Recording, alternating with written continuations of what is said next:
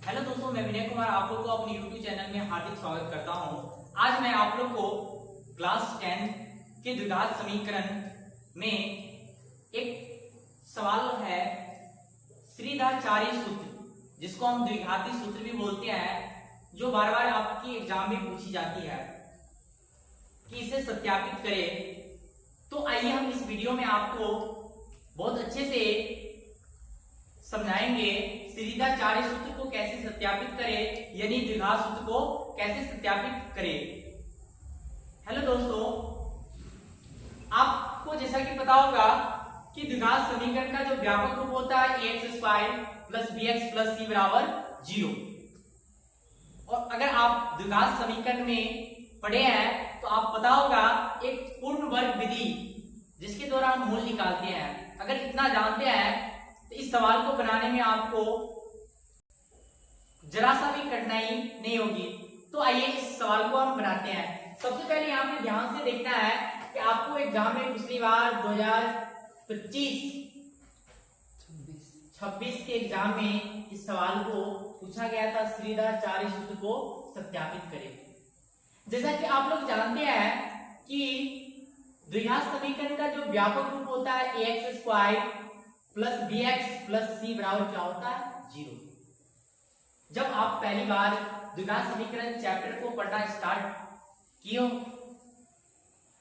होइएगा तो आप सबसे पहले आप द्विघात समीकरण का व्यापक रूप यानी मानक रूप ax² + c = 0 के रूप में पढ़े होइएगा।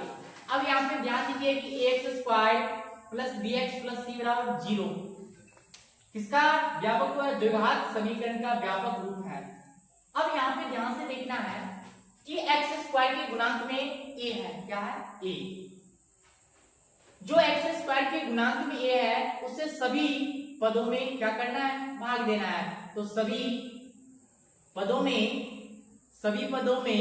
a से भाग देने पे, सभी पदों में a से भाग देने पर,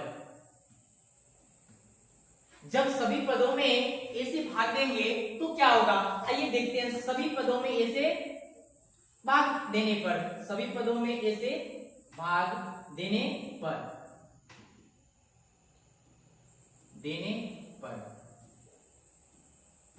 अब यहां पे ध्यान देखिए ax² बट्टा a + bx बट्टा में a और + c बट्टा में a और बराबर 0 बट्टा में a। सभी पदों में a से भाग देने पे हमने यहाँ पे देखे कि ax² के बट्टा में a लिखे, + bx के बट्टा में a लिखे और + c के बट्टा में a और बराबर 0 बट्टा a। अब यहाँ ध्यान से देखना है, a से क्या हो जाएगा? कट जाएगा। उसके बाद बचेगा क्या? x² प्लस में bx बट्टा a और + c बट्टा a और 0 में a से भाग देंगे, क्या होगा? 0। उसके बाद यहाँ पे ध्यान से देखना है कि x² + bx बट्टा a और ये जो प्लस में है c बट्टा a, इसको बराबर के उस पार ले जाएंगे यानी -c बट्टा a हो जाएगा। अब यहाँ पे देखना है कि x के गुणांक में क्या है? b बट्टा a। x के गुणांक में क्या है? b बट्टा a। x के गुणांक में b बट्टा a है, इसको आपको 1/2 से गुना करना है। जब भी आप पूर्ण वर्ग विधि द्वारा मूल निकालते हैं तो b का जो गुणांक होता है, कोफिशिएंट होता है, उसको 1/2 से गुना किया जाता है। तो b बट्टा a को 1/2 से गुना करेंगे तो क्या हो जाएगा? b और बट्टा में कितना? 2a। अब यहाँ पे ध्यान से देखना है कि x² + 2 a का मान कितना? x। a का मान x। b का मान कितना बैठा देना है? b + b बट्टा 2a। आपको यहाँ पे देखना है कि 2 से 2 जब कट जाएगा, ये 2 से ये 2 कट जाएगा तो बच कितना जाएगा? bx बट्टा में a। a² + 2ab प्लस में क्या आ जाएगा? b² यानी b बट्टा कितना? 2a का होल स्क्वायर और बराबर में कितना है? -c बट्टा a। आपको यहाँ पे ध्यान से देखिए कि एक्स स्क्वायर है तो एक्स स्क्वायर प्लस 2ab, और ये आपको ये एक्स्ट्रा दिख रहा है, जब इधर एक्स्ट्रा है प्लस में है तो आपको इधर भी प्लस करना पड़ेगा, कितना b बट्टा 2a का होल स्क्वायर। यहाँ पे a square plus 2ab plus b square किसका फॉर्मूला होता है, a प्लस b का होल स्क्वायर का फॉर्मूला होता है x प्लस b बट्टा 2a का होल स्क्वायर, और बराबर में माइनस c बट्टा a प्लस b का जो स्क्वायर होता है b स्क्वायर बट्टा में कितना 4a स्क्वायर।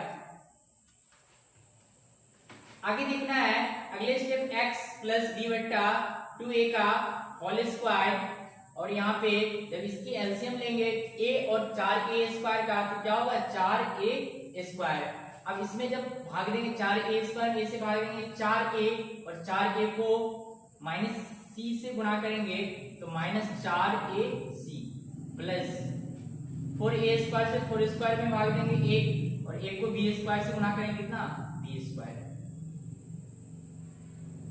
यहाँ पे ध्यान से देखिए कि x प्लस b बट्टा 2a का होल स्क्वायर, और इसको सही से लिख लेंगे, पहले b स्क्वायर माइनस में 4ac और बट्टा में कितना 4a स्क्वायर। इस साइड देखिए यहाँ पे स्क्वायर है, और जब भी स्क्वायर हटता है तो अपने साथ प्लस माइनस लेके,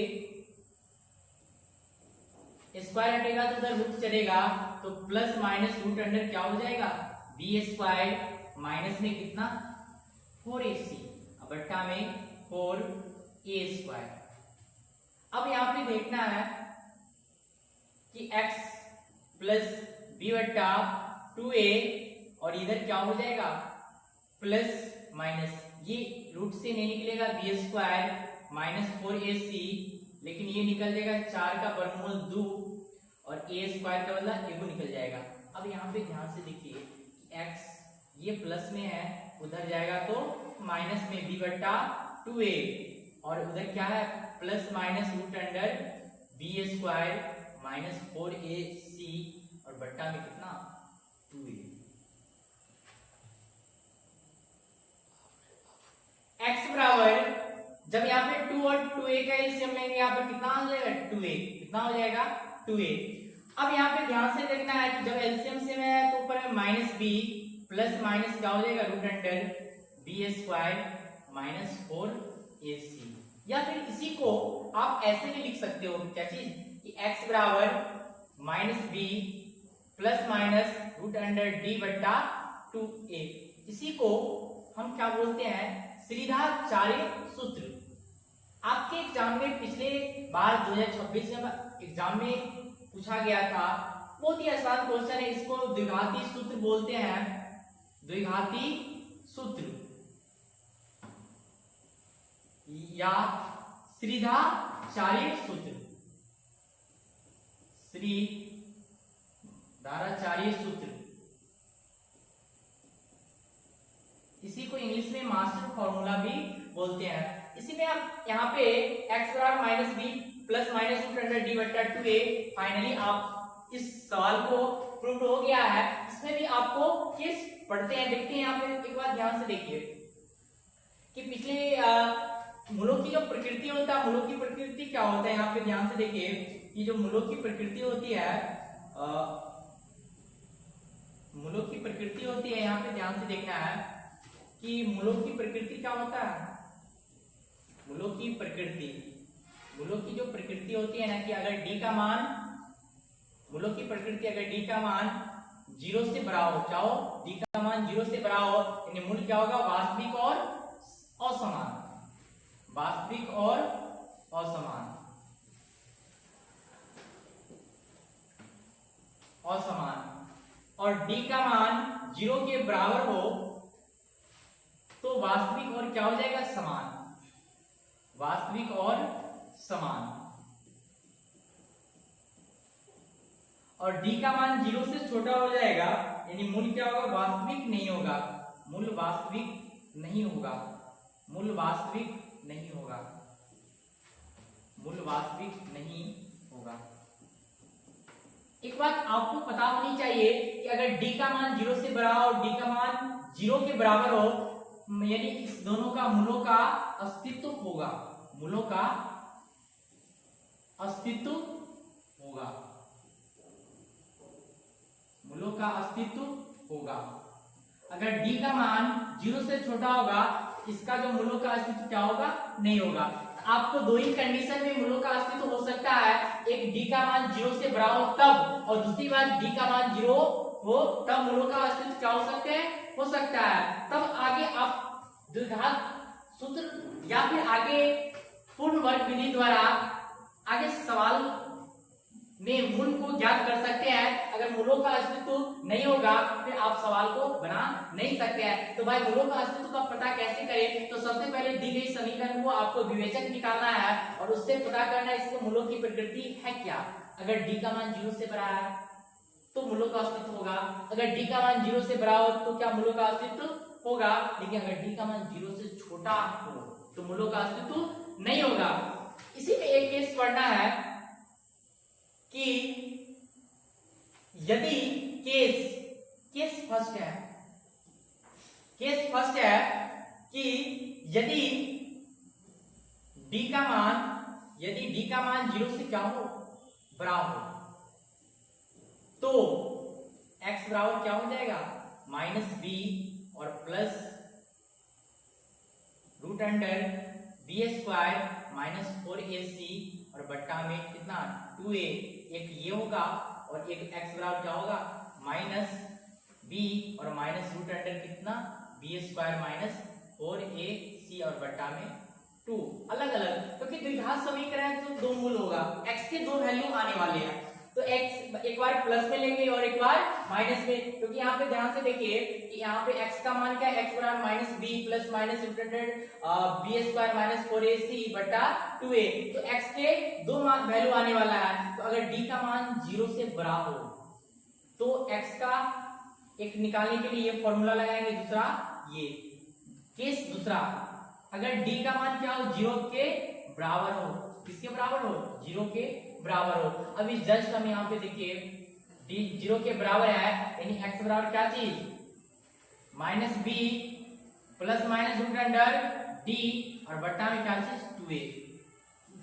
यहाँ पे x बराबर -b plus minus root under d का मान कितना 0 और बट्टा में 2a, x बराबर कितना -b और प्लस माइनस कितना 0 बट्टा में 2a, केस 2 था। अब यहाँ पे ध्यान से देख लीजिए कि x बराबर क्या होगा कि -b बट्टा 2a, एक बार 0 जोड़ेंगे, 0 जोड़ने और घटाने से कोई फर्क नहीं पड़ेगा और एक आ जाएगा क्या चीज -b बट्टा 2a। अगर आपको d का मान 0 आएगा तो फाइनली आप -b बट्टा 2a और -b बट्टा 2a से आप मूल ज्ञात कर सकते हो। तो आज के लिए इतना ही, फिर मिलते हैं नेक्स्ट वीडियो में।